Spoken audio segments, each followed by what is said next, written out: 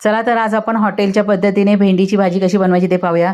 तर कांदा टोमॅटो भाजून त्याचं वाटण करून घ्यायचं आहे। त्याच्यात वाटताना लसूण अद्रक टाकायचं आहे। भेंडी चांगली भाजून घ्यायची। तेल गरम करून याच्यामध्ये जिरं खडे मसाले टाकायचे आहेत, हिंग टाकायचं आहे, नंतर वाटलेला मसाला टाकायचा आहे।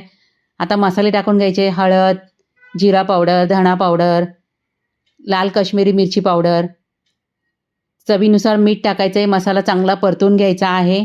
जितका चांगला मसाला परताल तितकी भाजी टेस्टी बनेल। आता याच्यामध्ये काजू मगज पेस्ट पण टाकायचे। परत एकदा मसाला परतून घ्यायचा आहे। त्याच्यानंतर पाणी टाकायचं आहे। याचा पूर्ण व्हिडिओ मी टाकलेला आहे, तो आपण पाहून घ्या। छान मिक्स करून घ्यायचं आहे। जी भाजलेली भेंडी आहे ती याच्यामध्ये टाकून घ्यायची आहे। चवीसाठी साखर टाकायची आहे, कसुरी मेथी टाकायची आहे।